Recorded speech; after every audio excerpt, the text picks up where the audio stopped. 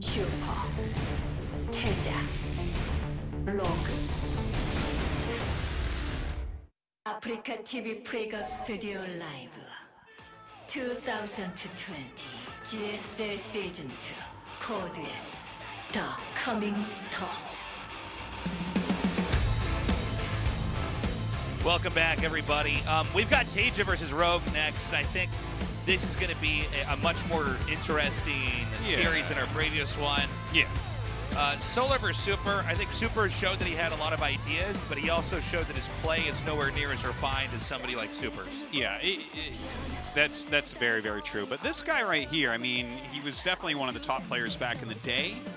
And he's looking good now, man. Like, he looked great last season. That was my favorite series of the year so far, him versus Dark in the round of 24 last season. And then he made it to the round of 16, which was fantastic. I think he put out some good games there, but didn't make it through. But then there's this guy. And Taesus, if we could talk about farm animals for a moment, he's on the short list of people that we could argue is the GOAT. Okay. Okay? Yes. There's MVP, there's Innovation, there's Maru, there's Rogue, I had no idea where you were going with this, by the way. I was like, I'm going to try to be ready, Artosis, but I don't know what twists and turns we're going to take. Well, there's not much of a twist or turn. He's one of the best of all time. He's won 2 IEM Katowices. He's won the World Championship at BlizzCon. He's won GSL. He's won an IEM in Shanghai, and he's won a GSL Super Tournament. No one else actually has that set. It's true. He is pretty untouchable, but I'll tell you what, TaeJa's been looking pretty good. He's back and he's here to stay. Game 1 is on Eternal Empire. Let's start our match with Rogue versus TaeJa. 경기가 준비되었다. 한번 시작해 볼까?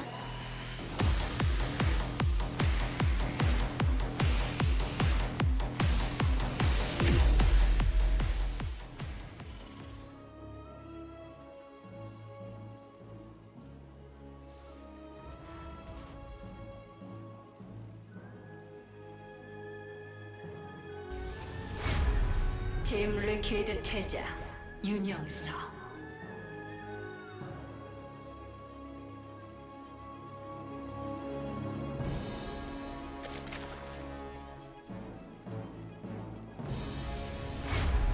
지네어 그래밍스 로그 이병렬.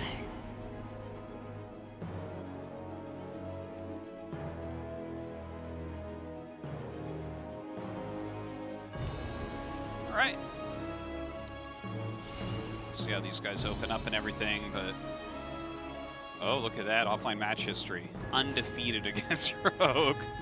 I don't think that really.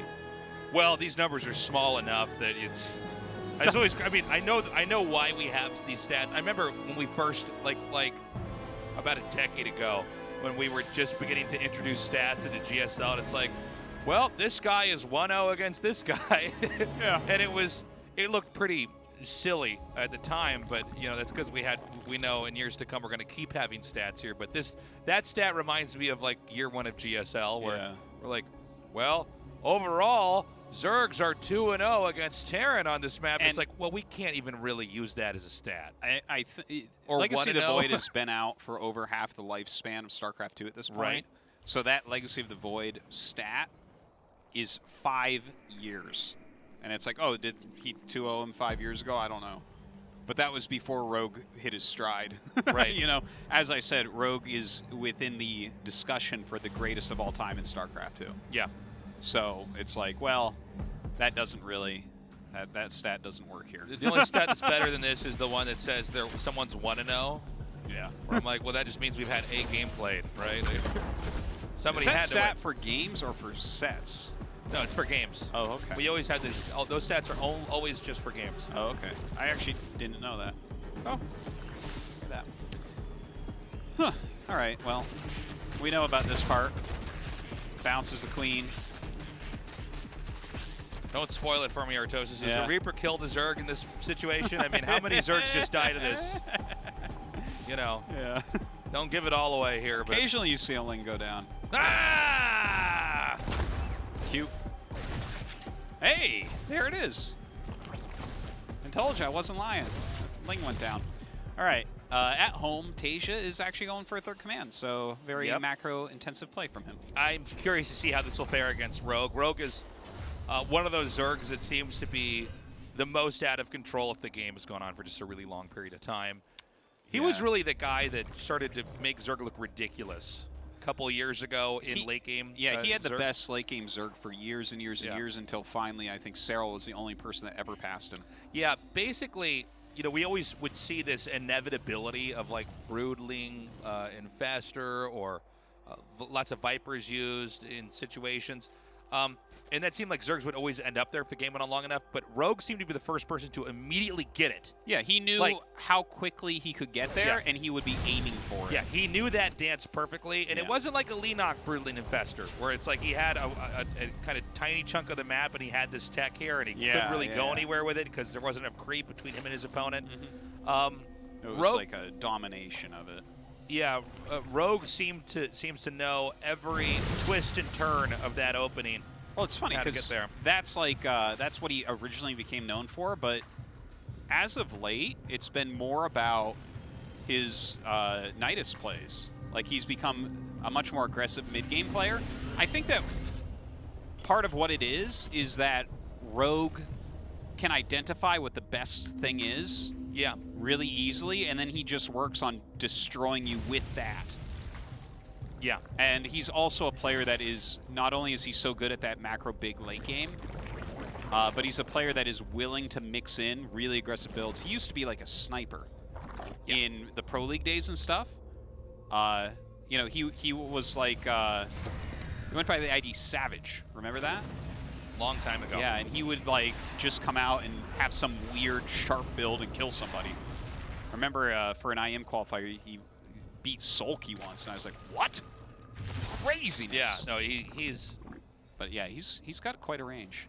Yeah, he seems to have really just opened up every avenue of Zerg and mastered it quite well. Now, going to TaeJa on the other side of things, you know, TaeJa was a dominant player in the early days of Starcraft, right? I mean, this was when the first... You know, there was two big esports booms, right? There was StarCraft 1, which made it huge in Korea. Then there was StarCraft 2, which made it huge globally. And TaeJa was one of the people that was riding on the waves of that bigness. But he had to go to the military. He had to take a considerable amount of time off. But what's exciting about him being back now is he doesn't look like the good old TaeJa. He looks like a completely modern top-tier Terran player here. Yeah, which is awesome, and he looked great in the last season. Yeah, he really did. It's very exciting to watch because of that, I think. Because he's still got some of his old flair and stuff. Like, you can still see the old players that have come back and modernized. You can still see their style coming through and poking through.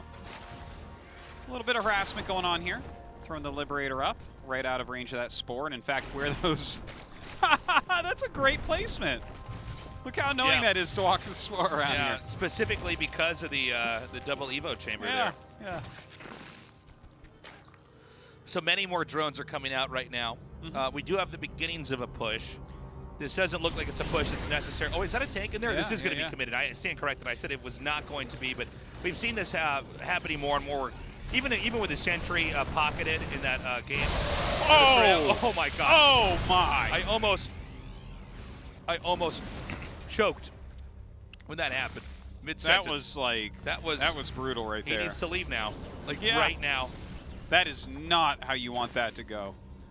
That actually happens. Only 100 Gascon. That means he only used 4 Banes. Yeah, that's crazy. All right. You know, I'm so used to players microing perfectly there. Even when I see that coming, I'm sort of ready you expect him to handle it, and I finish my thought instead. Yeah, must have been doing something else. But that's a really important moment. The fact that now no pressure occurs at the 4th base is going to allow Rogue to comfortably get into his Lingbane Hydra, which is notoriously a difficult composition to deal with. And in fact, we see TaeJa going for the Drilling Claws. He's going for Mines plus Marine. And while we've seen Maru do it, like Marine, Marauder, Mine against Lingbane Hydra, I think I've only seen Maru successfully do that. You know? Yeah, I think you're right. And Mines don't seem to pair as well. I know they're a little bit better now, but... Good pickups here. Okay, he is going to back up and unload here. Again, a lot of the momentum that Rogue has now is because of the bungled attack by TaeJa. Yeah. That was supposed to at least be a favorable trade for Terran, where you kill off a lot of banelings. Yeah. Maybe, at best, you shell the hatchery down. But the fact that he basically lost infantry without a real fight ever going down, it's like Rogue is looking very scary right now. That's the basic war of this strategy. If you're playing Bio against Zerg and they're going Lingbane Hydra, their weak point is exactly the 4th base, because they don't really have their Hydras out yet. They don't really have any sort of critical mass. So the fact that zero pressure has been able to occur there, it's like Rogue has absolutely everything he wants.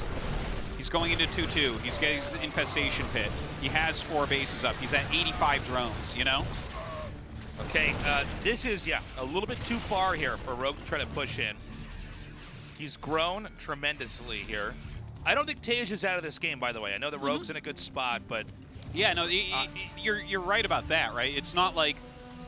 There were times where there were unit comps where you can just kind of get into a position this good as Rogue, and it becomes incredibly difficult for anyone in the world to touch you. But TaeJa's actually going 3 factory siege tank at this point. He didn't stay on the mines. You know, as long as he's not losing huge chunks of his army or anything and continues to expand, which is one of his superpowers, this could still be a good game. Okay, we have the Hellbats pushing it over here. This is to draw some Lings and Banelings. Not bad. It's going to eliminate a decent amount there. And then there's going to be 2 pushes on 2 different fronts here. Now, this is actually a little bit harder for the Terran to pull off than it is for the Zerg to defend. Because you have to be stutter step microing in one spot while trusting that the other side... And so he hasn't actually pushed in with this army at the bottom yet. I thought he was going to stim forward and hit both locations, but you know one thing about when you're stutter step microing is you can't move your screen somewhere else. That's very, very true. There's you have to stay on top of it. Yeah. Well, it looks like this little army is going to have to get out of here. Looking at what's going on, it looks like some Lurker tech is on the way. I'll be interested to see what Rogue wants to do with that. And of course, he does have the Hive coming up. I think he might go, like, is he just going to go Vipers, do you think, with this Hive, or are we also going to see Ultralisk tech? I think Ultralisk tech wouldn't be bad. I think Vipers are going to be more important to get these tanks like this coming up here, so Vipers first. Ultras, I think, are an inevitability if the game goes on long enough. Especially with 2-2 melee upgrades already done. Yeah, it's like just fits it too well. But yeah, I would have to say I think Vipers first, because you can harpoon the tanks. The Hydras just kill them. I would the tanks don't get to do anything. And I don't know. I mean, you know, what Terran's doing here is Terran's expanding into the same area that Zerg is, so that Terran is both putting pressure on these expansions, but also defending the locations through the push line. Yeah. So, well, that makes this base that he's dropping right now actually more important, because it's the one that TaeJa can't really attack with any dedicated force. But look at this, rolling in right now. Oh, Baneling's connecting with those Marines for the most part, but a beautiful spread of siege tanks will keep him alive here. Yeah, that might have been an overstep there by Rogue. Looks like the drop has been fended off. Or actually, he's going to unload it one more time, excuse me.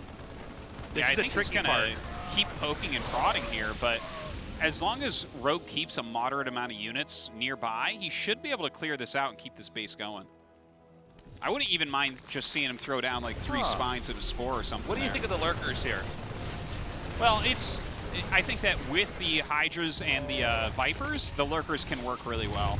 We've seen some very weird Lurker styles that sometimes work, sometimes don't. Yeah. But I don't think that's what this is. I think it's more like, this is a more tried and true type of composition where you have the Viper, Lurker, Hydra. It's kind of like a late game ZVZ set of units, and you can get a lot done with it. Vipers have a lot of utility. Okay, that drop's going to get cleaned up eventually here. But this is really getting to the climax, at least so far in this game here. I mean, if Terran takes this position out, it's not going to be much more time before Terran takes this position above this out. These are the 2 expansions that are the closest together to each other than any other bases on the map. So it's... Oh, hold on. We have another attack in here. Nice arcing with these Marines. Brutor-esque move right there. Harpoons 1 tank in, but there's so many tanks. Yeah, it gets a few of them there. There's 2 TaeJa factories, doing a pretty good job. 3 factories. 3 factories, yeah, okay. Yeah. I do love that out of TaeJa as well. I want to see him continue to create the siege tanks, but we'll see. 16 more Hydras on the way right now. Really starting to get some value out of these Vipers, as he does need to do. Yeah, and that's what these Evo chambers are here for, by the way. You see, well, he's not just getting upgrades? He's just getting all the upgrades with the Martos. That's exactly what he's doing. Yeah, you just vampire the energy off of that and just continue. Vampires aren't real, TaeJa. He's mosquitoing the energy off of that.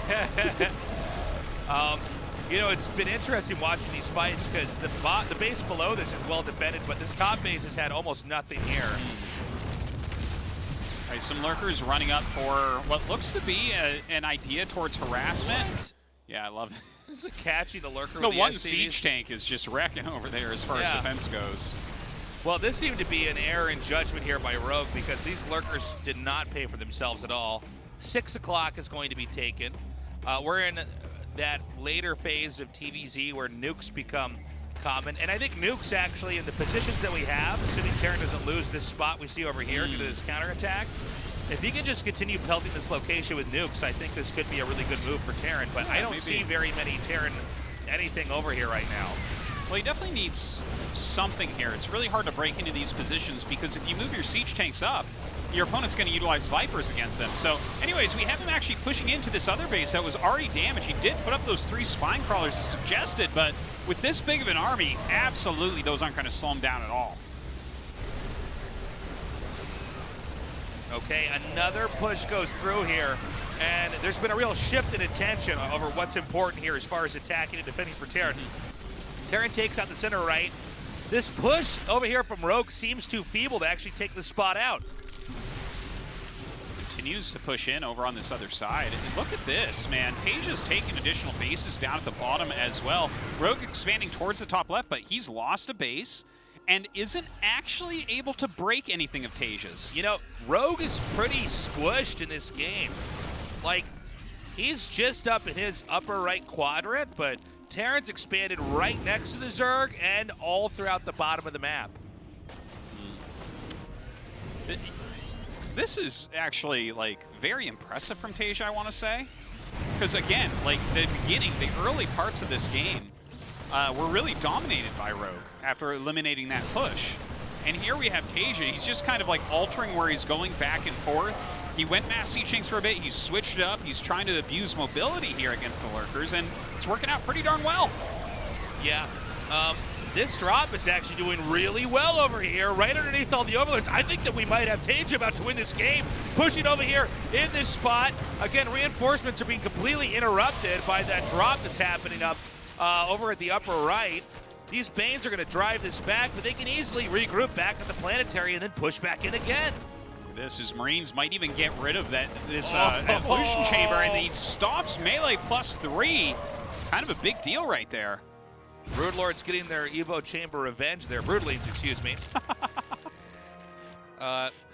The game, and now TaeJa is not totally going to close this one out 100%. I thought he was for a second, but that drop was cleaned up. But I'll tell you something, Rogue is barely hanging on right now. Yeah, yeah. Well, you know, Rogue still has the potential for a lot of cost-efficient things, right? He's got lurkers and banelings and vipers, so we'll see what he can get done with it. Gonna go ahead and burrow these lurkers. Start to go to town here on this planetary, but the longer he sits there, the more time he gives TaeJa to get something done. Okay, and then this base up here in the top left, I don't believe it was really ever even mined from. Yeah. You can see here it's almost like the Zerg siege tank here versus the planetaries. You can hit that from there. There's not much that Terran can do to contest if they don't have other units over there that have the range to actually address the lurker issue. Yeah.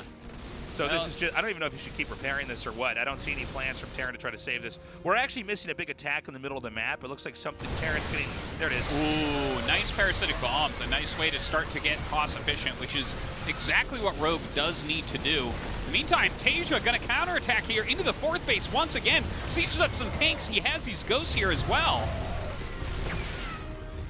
Going down a couple snipes. Picks off a lurker there. I'm going to tell you something, this hatchery, if he doesn't save it now, the next spot, like I said earlier in this cast, is going to be at 12 o'clock, and that is a very short walk from here. All right, he's trying to get in right now. Actually, yoinks in the siege tank and picks that off. The hatchery remains alive, but it has almost no health. Okay, well, here comes some more snipes on these lurkers. Additional lurkers come in here to buffer. I can't believe this hatch is still alive. Has this hatch actually ever been killed off in this game? No, I feel like there's been more damage dealt to this hatchery than almost any hatchery we've had in a game. Yet it stays alive. Stuff. Yes. It is bleeding pretty viciously right now, Tasteless. Rogue is maxed out now. Still slightly behind in the upgrades here. I feel like we had nukes made, but did we ever have one shot? We haven't yet. Okay, that was right on. Damn, Tasteless. It's like some bad writing in this cast. Have you seen any nukes, Artos? Just well, I have now, Tasteless. Here it comes. Whoa. Oh, seriously? No Seriously? way. No. No way. No. What? That never happened. What? One of the things I do as a caster is I always try to downplay the nuke as it comes because I don't want to mislead the audience. Because, like, almost always they actually get away from it and it is of little consequence. But this time, well, you know what Rogue was thinking to himself? He's thinking, hey, if I'm going to lose this game, at least I'm going to make it to Reddit. Yeah. Ooh. Well, the game certainly is not over as of yet. We still see, like, TaeJa is making, I think, tactically and strategically really awesome moves all over the place. But during actual engagements, he is being a bit outplayed. Yeah. There's better micro here from Rogue overall. He's getting a lot of good connections. And TaeJa's taking damage in that way. But it's not necessarily a knock on him, right? Like, I actually find it more impressive in a lot of ways, the way he's moving his army around and hitting all the weak points. The hatchery's still here. Somehow. It's going to go down now, right? It better. Well, something keeps popping up. He to needs draw to scan the again to get it. Oh my God, it's going to live on. This is absurd. I can't believe that has not I feel gone like, down. yeah. Oh my gosh. All right. So the hatchery is still in this game. 71 health. Yeah. And it's been in the red for a while. Okay? It's like healed up and then a few more shots go, but not enough to kill it. Look at this one, too. All right. A lot of damage on that. Ling's coming down to try to defend. He's just going to target this one down, though. I feel like he probably should be targeting down these hatches a little bit. I understand the idea. The theory is that you just try to set your army up well enough that it can do well on its own and continue on to the next task. Instead of just being preoccupied in this one spot, you could probably set up 3 or 4 more attacks, macro out a little bit better. Oh my God, he's still just barely in range, but no vision here. It's going to be mined out eventually and not even matter anymore. Oh, he's actually not in range still. I like that. He actually takes on the Overseer as well.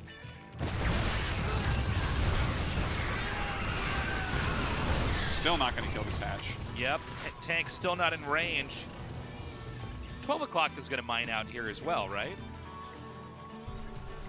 Actually, I think it is. yeah, I guess you're right. It's funny, we've been watching fights over these bases for so long, but even if Terran ends up denying that position, it doesn't matter as much because Zerk got all the funding out of that spot. Yeah, if they keep it alive and actually mine it out, you know, it comes down to, like, is killing that important or is just being cost efficient against their units being the important thing?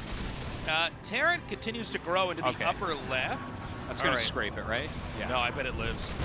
Nah, never mind. Sorry. I'll hand in my caster badge. Sorry, everybody. So, you know, that again, the base was taken out finally, but you know, how good is this really, right? I mean, this is okay, here we go. Oh, this one's a little bit better, I would say. Yeah, looks like he'll pull most of the drones, though. Yeah, it looks like there's going to be 2 neglected that we're mining in the gas. But now I feel, well, it just seems to me like Terran is going to get that upper left spot, no problem, but then Zerg gets to have all of the lower right. And then we're going to end up in the same scenarios we had in the upper left. Yeah, that could be. Yeah. Well, this is turning into quite an epic game, but it's Eternal Empire. This is kind of what we expect from the map at this point. TaeJa has that top left base, which I think is a really important thing to mention. And like, if there's a base that can be taken out, it's actually that one in the top left. Yeah. If Rogue just moved his army up there, he definitely could kill it. But if you get out of position like that, you might lose your bases as well. And TaeJa's been very good at making calls on when to move around the map. Now, unlike the situation which mirrors in some ways what we had, the situation we have here mirrors what was in the upper left. There's a lot more ghosts. So there's a more mobile way to pick off ranged units here. Oh my god, these blinding clouds are just incredible. Oh my god, just green everywhere here. Does have to eventually back up though. TaeJa keeps a big, strong army. Yeah, the ghosts really allow you to dive back into a fight with the range, right? I mean, siege tanks are strong and the splash is devastating, but the ghosts allow you to pick off very specific units. Even Hydras in this case, it's fine. Anything. It's not that expensive a spell. No. Picks off another hatchery here. Several drones dying as well. I think he'll actually slip into the bottom right. There's nothing over here to defend. He can't save that. No, he can't. But maybe he can kill everything else in the meantime. There are no overseers here. Oh. So these cloaked ghosts are just going to destroy so many banes. Wow, they did some serious work there. That's crazy. And then they're going to get away for these Marines and Marauders to buffer here. By the way, the bottom right hatch was taken out. I actually think that Rogue is going to die. Yeah. This appears to be... Absolutely tasteless. He has, like, nothing left. Yeah. This is, like, that's his base that has the most minerals. This one we're looking at right here. It's got almost nothing. His income is gone. The GG TaeJa wins again. TaeJa now 3-0 versus Rogue. And, dude, this is why TaeJa was so dominant in the early days. And it wasn't just like, oh, that was a meta where they hadn't figured the game out that well. No, apparently not. Apparently he comes in really a very complex TVZ against one of the best late game Zerg first Terran players that's ever lived, holds his own, and comes out on top. That's incredible. Yeah, his army movements, his tactical play, like basically what I'm trying to say is his like fundamentals of RTS were just so strong there. Right. He didn't even micro-well. He did not micro-well this game. No. And that's oftentimes something for Terran players that were like, whoa, Maru just like beat everything and lost nothing. No, he made mistakes. Or Beyond did that. Or... And still came out on top. Absolutely. All right, so guys, strong. Going to Golden Wall for game 2. A TaeJa versus Rogue. Right now, TaeJa with a 1-0 lead. 경기가 준비되었다. 한번 시작해볼까?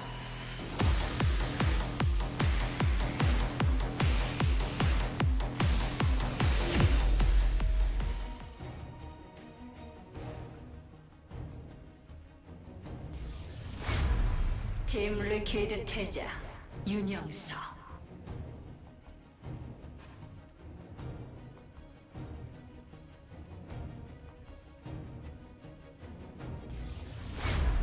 지네어 그리밍스 로그 이병렬. Right. Golden Wall. This should be fun. Have a lot of interesting games here. Really not sure how these guys are going to approach it, to be honest. We've seen some TVZs here. Notably, I think one of the interesting ones was the Cure game, where he really didn't do much. He just parade pushed through the bottom. You remember that game? Where like he lost like 60 SCVs or something? No problem. Just keep making Marines. Well, it's you know, it can always happen since, you know, Starcraft, even Starcraft 1 first came out. You could kill a Zerg by taking out all the expansions, but another way to kill them would be to get to where the hive is and blow that up, because that's almost always also where all the tech is.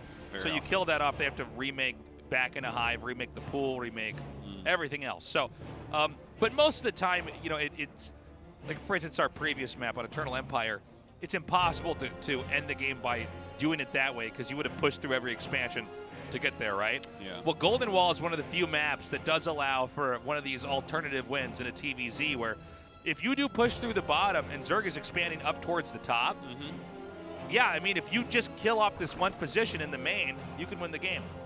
Yeah, and it covers a whole bunch of places. You can take his bases. It's hard to counterattack as well.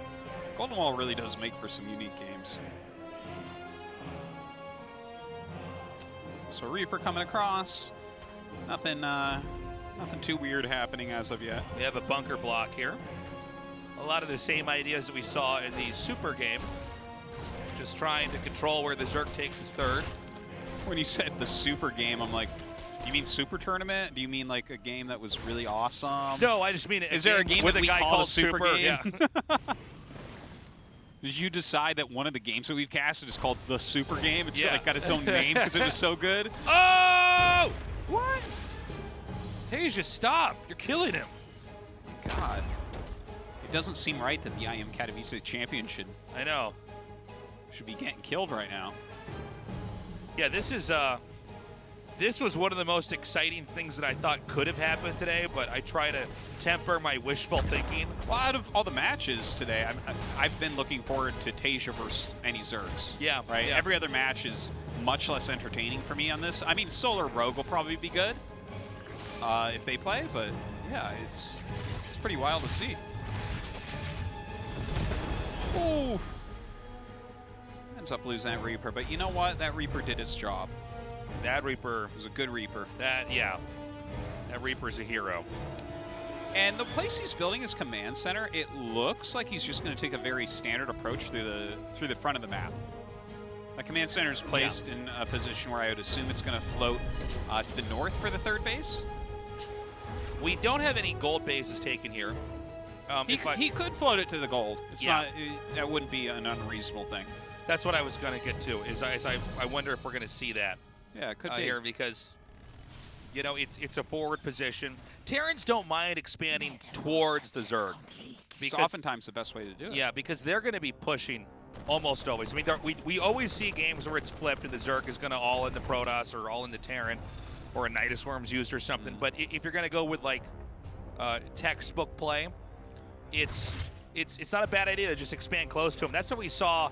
That interesting moment of tension in Game 1 between these two on Eternal Empire, where they were both, where Terran was hugging the Zerg's expansions with his own expansions, because this way he can have all his resources devoted to attacking, and he really can't get counterattacked that easily. We have quite a few Hellions as well as Banshees being made. TaeJa just kind of running around back and forth, poking and prodding, seeing what he can get done. Of course, Rogue moving his queens in tandem with them, blocking everything as of yet. Spire on the way. Cool. Gonna play a different style here. Yeah, I'm curious if this is a reaction to the previous game or if it's just the fact that the map is so different. I mean, I think mutas can be good here because they can go on either side of the golden wall very quickly. Yeah, that's what I was going to say. Yeah, it's that you can actually just hit anywhere, where if you had lurkers, for instance, it's like, well, how are you going to really deal with an expansion at the bottom if you're not able to get down there? Very true. And Terran can, of course, punish that. So this if you're going to go for muta play here in high numbers, you can do a lot of burst damage in the mid game here, especially with the Banelings combined, and we see the Banelings nest started now. Does this seem though like, okay, definitely I can see how the Spire and Mutalisks in general would be very good if your opponent expands to the bottom, but since TaeJa's skipping that and playing just towards Rogue, doesn't it feel like the Mutas are, I don't want to say a weaker choice, but like what they would gain on this map, they're not really gaining. There's no extra advantage going Mutas because of that expansion location. Yeah, I think you're probably right about that. Maybe you harass the gold minerals a little bit or something like that. I wonder if the mutas, because they give you a lot of strength in the game, like in the mid game, which we're about to get into, maybe this allows you to then take your own gold base and they can't contest it, and then from there you get so many lings, you know, along with your Banes, that you have the ability to flood their spot and hit them. I don't know, though. At the same time, now that Terran takes the gold base, I feel like everything I said is negated, because then they just have more Marines or more Hellions, and therefore they can take on your links. Oh, that is a great catch. That is even bigger than the mistake we saw in Game 1 by TaeJa, where he couldn't push any further. Yeah, you can't lose those 8 Hellions for free like that. That was really, really painful. Okay, the Muta's flying into this gold base. Marines chasing them out. Good defense here by TaeJa still. Looks like the Lings are trying to check for any other location they can attack into. Yeah, it doesn't seem like there's anything as of yet. He's still sewed up pretty tight. Has some good defense here at home.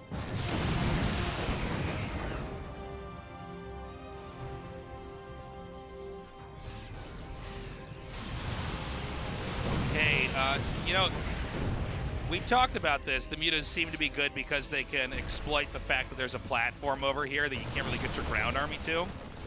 But so far they haven't done that much. No, you know? they really have not. Like, they didn't even get that tank. They're keeping him a little bit busy. Gotta hand it to him on that. His 1-1 upgrades are a little bit slow, but he's gonna have Baneling speed.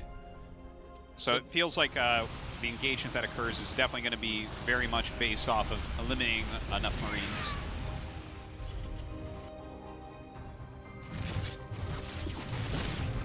Oh my god. So the Banshee's taken out immediately. This game looking a lot stronger here for Rogue, I'd say. And let's not forget that Rogue always knows the proper sequence to get into the end game. You know, which I actually think that most Zergs tend to flub getting into the end game with the Muta play. It's a lot of engages, and then one goes wrong. Like if you lose all the Mutas, it's like you're out. Yeah. You know? But I think Rogue is probably a player who can play cautiously enough. Well, from the Mutas, it's like he has to get into Ultras eventually. Right. The upgrades of TaeJa are pretty significantly far ahead right now. Yeah, this 2-2 is going to be hitting about halfway done as 1-1 finishes. Definitely upgrades are very, very important in these types of battles. When the Widow Mines can bro quickly and set up in a good position, that's where you can end up just like car crashing the game. Yes. You know, like it's and he's the Mutas, you know, when they're clubbed together, it's hard for the Marines to ever catch them. I mean, this has actually always been a part of StarCraft. It's hard for Marines to ever get to where the Mutas are. You can't force an engagement with the Mutas unless it's some sort of attack but where they have to defend. With Widow Mines, if you have a good setup and you can preempt their flight patterns, if you have 3 or 4 Widow Mines broed in this spot and you can just catch them, the Mutas are gone. And it's not like most fights in the game. Most fights in this game is a trade. You know, our units are both going to hit each other, and then someone comes out ahead.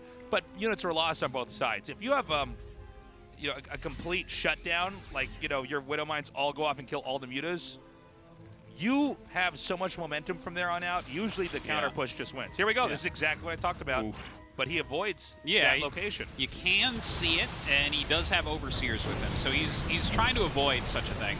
But this is so many Mutas. Look at the amount of damage that can be done. He kills turrets so quickly. Getting in here on top of some of these add-ons, not sure that like tech labs are the most important thing to kill, but just getting anything is important at this point because he's made so many Mutalisks. All right, Burrow on the way. A lot of Banelings being morphed as well. Looks like TaeJa wants to pull the trigger. He's maxed out with 2-2, so there's not going to be a better attack time than this. But look at this, the punishment of these Mutas. I really like this from Rogue. This is a very cool way to play. Well, this puts TaeJa in a tough spot because the question is, do you go back home or do you commit with a push? And we're just now seeing the push turn around. Or actually, I'm sorry, it stopped in the middle. It looked like it was going to turn around. Well, he's got to deal with this. Oh, that mine hit. Can we super please huge. see the hit points on that? Oh my God. Just barely not getting these burrowed. But TaeJa can't turn around. He has to do something with this army. Oh my God. This is silly. It's the most Banelings that have ever been made. This is crazy. Okay. Yeah, I think you just attack move. Oh, well, 2 Marauders were hoping that. That's for sure. A lot of Banelings go down there, not actually getting very much. What a weird moment with the Thor or the Mule landing there. Yeah, he wanted to repair. Okay, here come the Speed Banes once again. A lot of them still left over here. The Thor is standing in their way. Well, he's chunked out a lot of those units. I like the positioning here with the Thor. Look at this, he keeps letting because there's no Lings here. It's only Banes. So if you send 4 Marines up, there's no good engagement for you. Oh, that was just really bad by him back there. And he's trying to force him to squeeze through 3 Thors on a ramp to get to his Marine, like, look at this play. It's beautiful. TaeJa, my God. Okay, the Lings are up, but now there's not that many Banes. Look, he rotates the Thor to the front. Oh, he's just so handsome. He's so good. Thor is doing a lot of damage to these Mutas. The Marines are continuing to split. I do think the Zerg has just a little bit too, or Terran has just a little bit too much, but now there's reinforcements coming. Well, a lot of Mutas went down. There's 14 Mutas remaining, not that many Banes left. Right. But the drone count is huge. He's got a lot of bases. TaeJa, though, I mean, we can kind of say the same, right? He just keeps expanding. Nobody has really partaken in anything on the lower platform, by the way. How interesting. We have 1 Zerg base being taken there now. Yeah, just now, too. Okay, there's burrowed Banes literally just right by all this. That's where he was actually standing with his Marine force previously. But I don't know if it's where he's going to stay. Oh! Well, it's as if he knows. Good on him, not moving his clump of Marines over that. Is he gonna Kills push off the one of the gold? Zerg bases. The thing that is crazy about watching TaeJa, he expands like Maru. There's so few Yeah. Terrans that will do this. Just take bases everywhere. He literally has all the bases that realistically he can take. Yeah. I guess minus the very center gold wall in the middle. You know. Yeah, that's not a real base. That's that's not a place that you're like, I'll expand there and mine the minerals and get ahead. But yeah, I mean, there's everywhere else where there's any kind of resources. Oh my God, have some banelings. Look at this. Okay, I feel like Rogue really. How many banelings really was screwed that up? That was a absurd amount of banes. That was a Bane train right there. Yeah. Oh my gosh. I think TaeJa is so close to winning this. Keep in mind these medevacs can't actually really heal. They don't have any energy. Yeah, banelings don't really care about medevac heal that much either. Okay, loads up a couple of them. He has quite a few Widow Mines here. Rogue maybe thinking about counterattacking somewhere, but mines spread out, getting some big hits. Now the bottom left base on the lower platform has been taken, but I don't believe there's any drones really mining from it just yet. Yeah, I think you're right. Look at this. Dude, look TaeJa at this, continues man. to rally over. Dude, he's so good. Yeah, He's looking just fantastic. he's playing so perfectly. He got in there right before the gold minerals were mined out. So there's no recourse there other than mutas, and there's enough Marines the mutas can't really ever try to take the fight. Now there's an Ultralisk cavern coming here. Not a lot of gas though in the Zerg's bank. Yeah, not too much right now. We'll see what if a he can weird get up to attack. that and make something happen with it. Oh, he's just not gonna quite get this. Well, oh, the the mutas muta's will flying clean this over. up. But the base was also taken out over there, the gold base. And now, dude, I think TaeJa's gonna win this. It's looking pretty good for him right now, I would say. Well, A nice save on that base. yeah. A little bit of a counterattack here, but he's already mined most of the minerals there. How many minerals are actually available at the base in the upper right? Not the very, very upper right. Oh, but you're the one talking about below that. TaeJa's? Yeah. That was his fourth, so I think it's still all right now. Okay. And of course, he does have that base that they're kind of having some scraps over. Oh, Up at about 1 o'clock. Oh my Be God. careful. Oh my God. Oh, Dude. he's just eating mine hits. I'm a little bit worried here because the push is inbound now, and a couple of Thor shots, and you have only a ground army as a Zerg. Okay, he's going to drop Yeah, and off. this is not an army that you can trade with forever. You have to have No. such a bigger economy than your opponent to make it work like endlessly. Oh, the mutas are going to chase this. Where does TaeJa want to try to hit? It seems like he's not going to try to... Oh, no, he's going to drop the bottom left base. We have link counterattacks everywhere. This might... Rogue is actually flowing down to that bottom left base, though, so I don't think he's going to be able to get that. TaeJa's economy is becoming small enough that maybe this is going to work out for Rogue.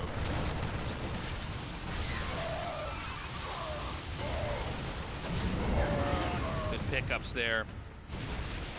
All right, Ultras are starting to join the fray now. It It is seems 3-3 against 3-3. It seems as though, for all the great plays of TaeJa, he's kind of collapsed in on himself here. He's no longer able to push anywhere. Zerg is now freely vacuuming up resources at the bottom left. Let us not forget, though, that in this map where it does appear that each side of the map gets their own resources, there don't seem to be a lot of shared locations or expansion ambiguity as far as who's supposed to get it. It's also possible that Zerg gobbles up all the resources on the map and spends them, especially in units like Banelings, after not trading efficiently, and then Terran comes out on top. That's a possibility as well. I almost think if I was in TaeJa's position, I might be itching to try to stretch this game for as long as possible. Yeah, I see what you mean by that. And maybe just stay cost efficient the whole time? Yeah. Ooh. Well, like this moment here. Now he's going to kill SCVs and damage this, but now the Ultras can't get out. Yeah. Everything, especially that is gas. Oh! Ho, ho! Everything that is gas intensive is lost, that doesn't pay for itself. At the end, when we have to measure this all out, I think TaeJa's going to come out on top here. Maybe. Well, those bottom bases are really going to start playing a role as well. Yeah. The fact that Rogue is taking yet another one, that really makes me favor Rogue in this position, right? And he can keep sending masses of lings around. He has got a huge economy, but hits like that, I mean, 18 kills from a Widow Mine hit, it's Yeah. pretty strong. Yeah, well, the lings at this point in time, they seem to be getting the most value here, you know. There's just enough in the game. Oh, nice micro there. Doesn't end up working out anyways, but the idea was pretty good. Put that in between the mineral and the gas. Now look at this, the amount of ultras coming out. You can fight ultras to a certain degree with Marauders, with Thors, with Mines, with Marines. But, like, if they have a lot of lings with it, a lot of Banes with it, and a lot of ultras, it becomes really hard. It feels like you really need to get Ghosts in there, you need Liberators in there as well. So I think that Rogue is basically massing enough that TaeJa's not going to be able to stop his full army. But he's doing a little ultra hit squad here. I love the air coming off their back with that upgrade. Yeah. Whoa, they're fast. Now, it seems like Rogue has had enough bases up for enough time that he could have enough Banelings that he can start to really just smash through these armies. Now, hold on a second. The mutas are all picked off over there. It seems like everything was split improperly. He needs to have a few more SCVs repair that. He does not. GG Rogue takes game 2. Quite a good in what game. has been a serious kick-ass series of TDZ. I mean, this has really been something else. Well, TaeJa felt like he had the edge at times there. We saw him hitting everywhere, eliminating hatcheries left and right, defending things reasonably well. But Rogue's mutas did buy him a lot of time. He did a lot of damage in the main base of TaeJa, and he just kept taking bases. He just overwhelmed. I mean, it was kind of a classic ZDT. This has been such a good series. Ice and Chrome for game number 3. Now, I actually don't know who's going to take this. I mean, TaeJa looked like he almost had broken Rogue, but Rogue is so tenacious, he just stayed in the game, and I think the fact that it was the map Golden Wall, he was able to expand down to that bottom platform, and there's really not a lot that Terran can do. If those bases didn't exist, I think TaeJa wins that one. I think so. All right, Ice and Chrome, gonna be our third map. Let's do it. TaeJa versus Rogue. 경기가 준비되었다. 한번 시작해볼까?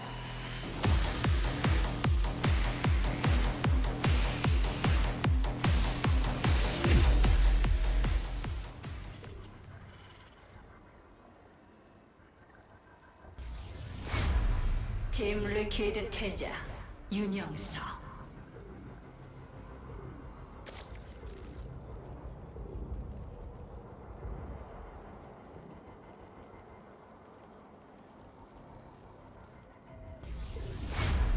지네어 그래밍스 로그, 이병렬.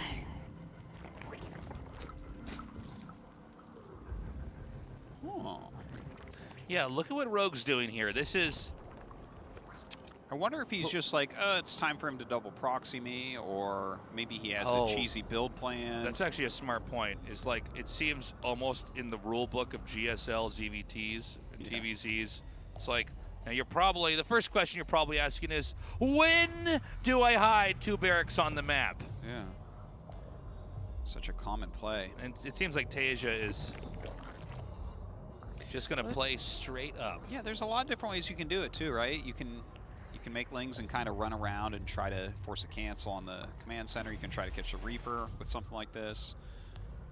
But actually doing the SCV scout, so that's going to take a lot of the guesswork out of it. He can play a slightly more defensive opener.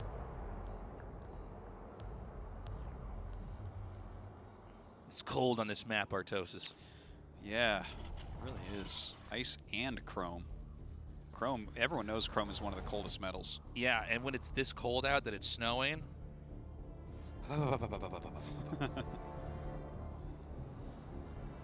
So, I've got my fingers crossed for another epic macro game. Yeah, I hope so. I think there's definitely a possibility to it.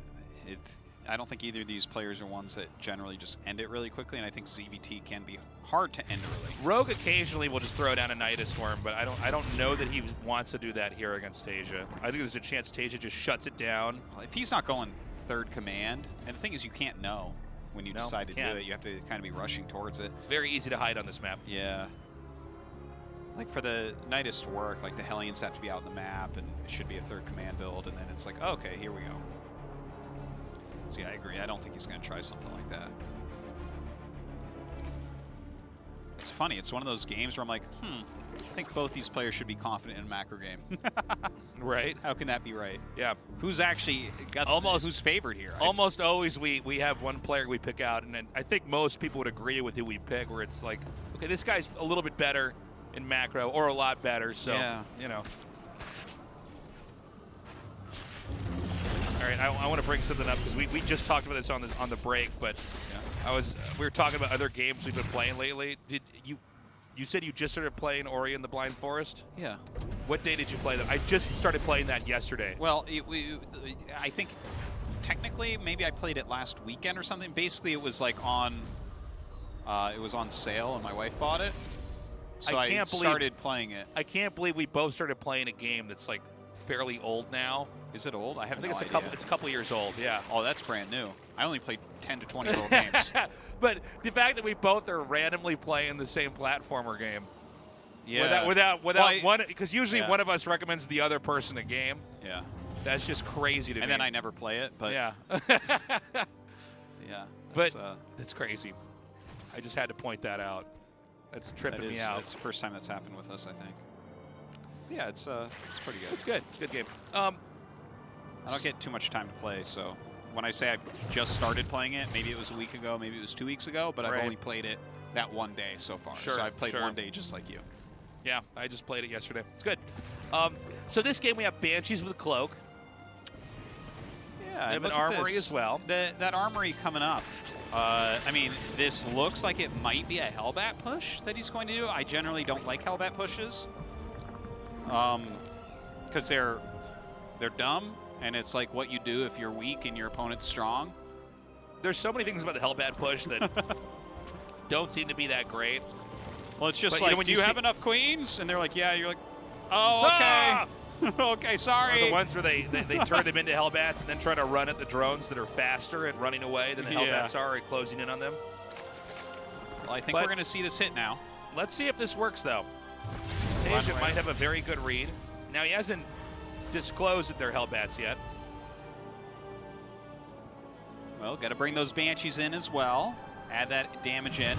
There are some spores around, so it feels even less likely that'll work. All right, it looks like some kind of attack's going to come in as those have suicided in there. Now, if he pairs the Banshees with the Hellbats, maybe he can do something. Yeah, he's trying to target down the Queen with the most energy right now. The Spore running back and forth, trying to find a place to burrow. Okay, this you is can not see gonna work. how he has enough Queens, and how, therefore, the Hellbats don't do anything. So he's got 3 drones so far. But what if I get your attack upgrade? I mean, that would be something, but it's not going to happen. Yeah. So that was a pretty abysmal attack there by TaeJa. I mean, he really didn't do anything. You know, I've talked about it a lot in the past, the Hellbat build. This is such like a ladder build, you know? It's like, yeah, you're gonna get some ladder points by making Hellbats, and they have 6 queens, so they die.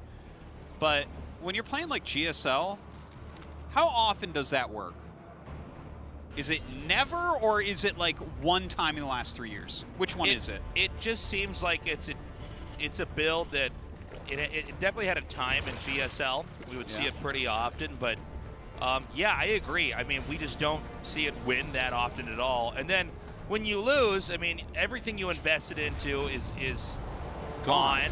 Your infantry are going to come out later. The Zerg is not afraid of losing the 4th at all, and usually that's the beginning point of tension really starting to heat up in this matchup is the Terran pelting the 4th base and Zerg doing everything to keep that base alive, because the 4th allows the Zerg to propel themselves into late game. There's no map control. There's no creep denial. Right. Rogue's taking a 4th and pushing his creep way out there. It's just Yeah. Guys, if you make it into GSL, don't do a Hellbat build. I'm surprised he did this time. Because I'm trying to think of all the times Rogue especially has lost to this. Well, I don't have the stats in front of me. I just know that every time I see that armory and a lot of Hellions, I'm like, oh, this guy's not going to win. It's an anachronistic build for sure. Yeah. Well, it's like the build you use if your opponent's way better than you. Because sometimes you just get them. It's one of these math things. It's not like you're microing your Hellbats really well. You're trying to just push units into a spot where your opponent can't answer it. Well, I think also it's, you know, Hellbats are some of the least microable things because they're not fast. There's nothing there. There's no way for you to be like, I'm a better Hellbat guy than this guy is. Yeah. It's like, no, you both have 8 Hellbats. It's exactly the same. And it really is a unit where the micro goes into the Zerg's hands. Can they transfuse correctly? Can they split correctly and arc everything out? And I almost think we should see this build eventually go away. It's not even... And it's like a yes-no thing, but it's not even a decisive one that can kill somebody. Doesn't Pulling seem like the boys it is more, you know... That's true. I don't know. Pull the boys has had more success. Well, the thing is, SCVs are fast. They can come out, and then they at least are comboed in with your already pretty big army. I see the idea of sending the Banshees in and trying to snipe down the correct queens that have the transfuse energy, and maybe it snowballs, but I just don't see Rogue going down to that, you know? No, I don't see any opponents are going down to it.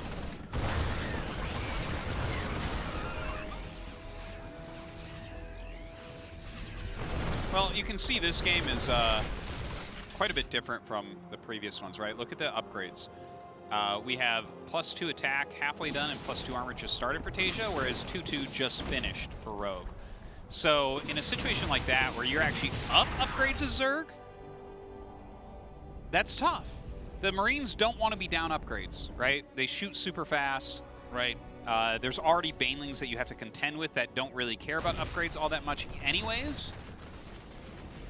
So I think that this is a very good position for Rogue. Okay, these Banes coming in here.